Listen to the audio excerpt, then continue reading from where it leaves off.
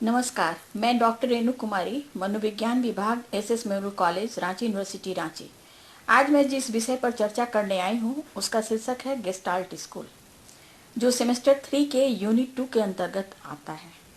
आज हम contribution of gestalt school in the area of perception and learning, यानी gestalt school का योगदान प्रत्यक्षीकरण एवं शिक्षण के क्षेत्र में क्या है, इस पर चर्चा करेंगे।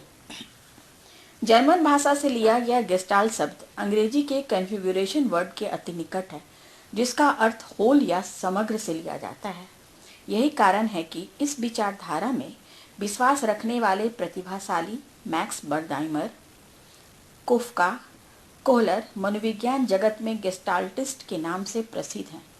इन लोगों का कहना है कि कॉज और इफेक्ट को अलग अलग नहीं अपितु एक समग्र के रूप में ही समझा जाना उचित है, क्योंकि ये दोनों होल के मीनिंगफुल पार्ट्स हैं।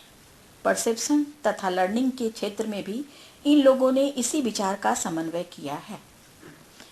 परसेप्शन के क्षेत्र में गेस्टाल्टवादियों का योगदान बर्डाइमर द्वारा मोशन परसेप्शन पर किए गए कार्यों से प्रारंभ होता है।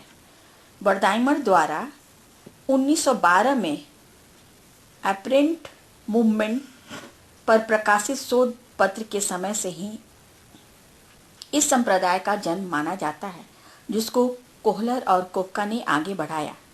बर्डाइमर एपरेंट मूवमेंट के प्रयोग से यह स्पष्ट किया है कि एक्सपीरियंस हमेशा होल के रूप में होता है, क्योंकि जब एक प्रकार का ऑब्जेक्ट विभिन्न स्थानों पर प्रस्तुत किए जाते हैं तो उन्हें अलग अलग ऑब्जेक्ट के रूप में नहीं अपितु मूविंग ऑब्जेक्ट्स के रूप में परसीव किया जाता है। इस प्रकार के और दूसरे उदाहरण, जिसे उन्होंने फिनोमेना कहा, इससे भी यह बात सिद्ध होती है कि परसेप्शन हमेशा डायनामिक होल के रूप में होता है। इसमें पार्ट्स का कोई अस्तित्व नहीं रहता है। एक संपूर्ण रूप में यूनिफॉर्म विजुअल फील्ड में कोई ऑब्जर्वेबल ऑर्गेनाइजेशन नहीं उत्पन्न होता, किंतु जैसे ही फील्ड यूनियन हो जाता है वैसे ही फिगर बैकग्राउंड में उभरने लगता है। यह ऑर्गेनाइजेशन सेंसरी लेवल पर उसी समय होने लगता है जब व्यक्ति शेप या पैटर्न देखता या सुनता है।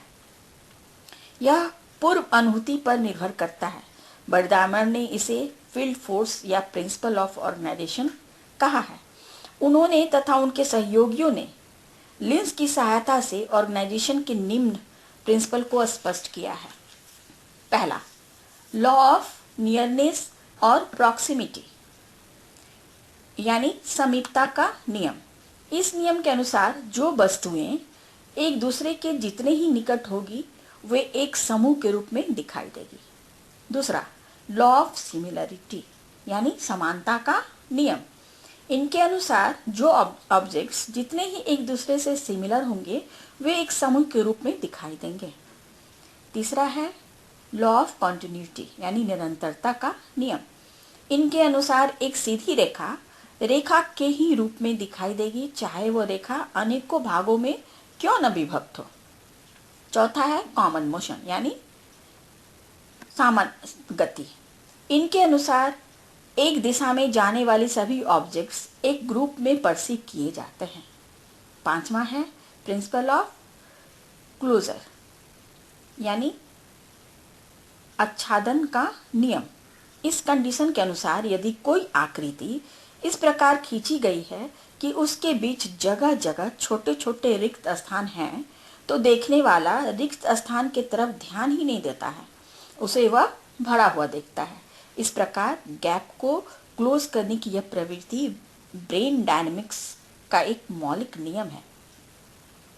क्लोजर की टेंडेंसी से मिलती जुलती एक और टेंडेंसी है, जिसे व्यक्ति किसी ऑब्जेक्ट को एक गुड फिगर के रूप में देखना चाहता है। कोई भी फिगर गुड उस समय कहलाता है जब वह सिंपल हो। इन ऑर्गेनाइजिंग फैक्टर्स के अतिरिक्त हायर मेंटल प्रोसेस या पास्ट एक्सपीरियंस पर निर्भर करने वाले कुछ तत्वों की संक्षिप्त चर्चा गेस्टाल्टिस्ट ने की है, जो निम्न है। पहला, पेरिफेरल फैक्टर्स, यानी बाह्य कारक। इसके अंतर्गत प्रॉक्सिमिटी, सिमिलैरिटी, कॉन्टिन्यूटी तथा कॉमन मोशन आते हैं। दूसरा है सेंट्रल फैक्टर यानी केंद्रीय कारक, इसके अंतर्गत फैमिलियरिटी तथा सेट आते हैं। तीसरा है रेनफोर्समेंट फैक्टर यानी प्रोत्साहक कारक, इसके अंतर्गत factors of pregnance, good figure and closure आते हैं। इन तीनों फैक्टर्स को बर्दाइमर्स लॉ भी कहा जाता है।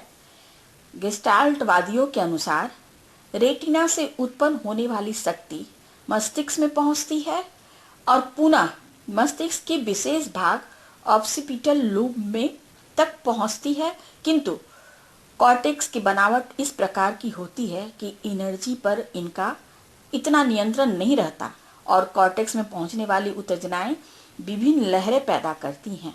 यही कारण है कि कॉर्टेक्स को दो अलग अलग बिंदुओं पर उत्तेजित होने से भी उन दोनों बिंदुओं के बीच संबंध बन जाता है तथा व्यक्ति दो अलग अलग बिंदुओं का प्रत्यक्षीकरण करता है यानी परसेप्शन करता है।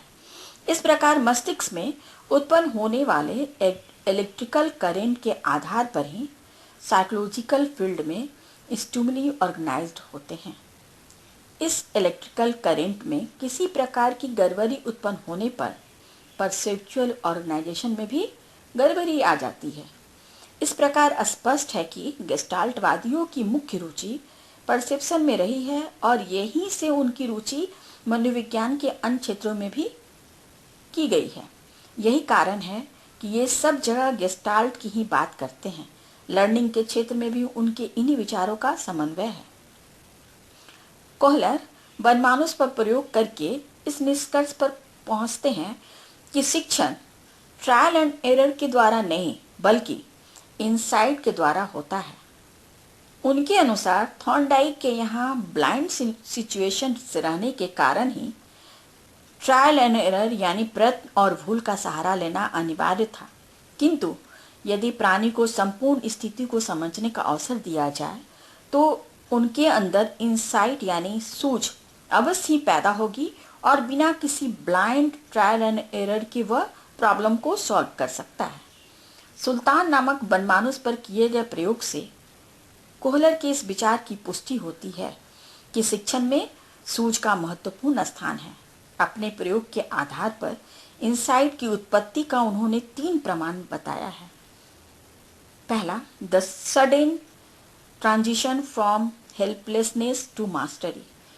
दूसरा, द गुड रिटेंशन। तीसरा, ट्रांसफर। इस प्रकार गेस्टाल्टवादियों ने शिक्षण में इंसाइट के वैल्यू को सिद्ध कर दिया, किंतु वे ट्रायल एंड एरर के वैल्यू को भी गलत साबित करने की में असमर्थ हैं, क्योंकि ट्रायल एंड एरर का अर्थ मैनिपुलेटरी बिहेवियर से लिया जाता है। इसे ब्लाइंड उसी हालत में कर सकते हैं जहां तक इसे परिणाम प्राप्ति होने का संबंध है, क्योंकि जो कुछ भी ट्रायल किया जाता है उसका क्या परिणाम होगा प्राणी उसे नहीं जानता है। ऐसी स्थिति में उसे ब्लाइंड सिचुएशन कहा जा सकता है। ट्रायल एंड एरर का सहारा स्वाभाविक रूप से प्राणी को लेना ही पड़ता है। वास्तव में मानव और पशु दोनों ही को ऐसी स्थिति का सामना करना पड़ता है। वर्दाइमर एवं उनके सहयोगी कैटोना ने बहुत से प्रयोग कर इस निष्कर्ष पर पहुंचे हैं कि समस्याओं का समाधान प्रॉब्लम को समझकर ही किया जा सकता है। इसके लिए किसी रूल के ब्लाइंड फॉलोइंग से काम नहीं चल सकता। इस प्रकार स्पष्ट रूप में चिंतन करना व्यक्ति की प्रवृत्ति होती है और trial and error exceptional cause में किसी कारणवश उसे करना ही पड़ता है। इस प्रकार गेस्टाल्टवादियों ने बिहेवियरिज्म तथा उसके पूर्व संप्रदायों से कुछ भिन्न दृष्टिकोण का प्रतिपादन किया और खासकर परसेप्शन तथा लर्निंग के क्षेत्र में विशेष रूप से योगदान दिया, किंतु आज कई विद्वानों ने इनके विचारों की काफी आलोचना की है, पर आज भी उनके विचारों की पूर्ण रूपेण अवहेलना नहीं किया जा सकता। यही कारण है कि समकालीन मनोविज्ञान में पुनः गेस्टाल्टवादियों के विचार शोध के विषय बने हुए हैं। हैदर ने सोशल परसेप्शन और इंटरपर्सनल रिलेशन के संबंध में गेस्टाल्ट नियम का उपयोग किया है। लेविन ने भी गेस्टाल्ट नियमों का उपयोग किया है। प्रेंटिंग का विचार है कि गेस्टाल्टवाद की सीमा के बावजूद भी इनके कुछ विचार जैसे आइसोमोर्फिज्म या फिनोमिनोलॉजिकल मेथड का उपयोग ऐसे क्षेत्रों में भी किया जा सकता है जिन्हें गेस्टाल्टवादियों ने छोड़ दिया है। इसलिए एक ऐसा मनोविज्ञान जो सभी विचारों का समन्वय करना चाहता है, उसके लिए गेस्टाल्ट मनोविज्ञान काफ़ी आवश्यक हो सकता है। धन्यवाद।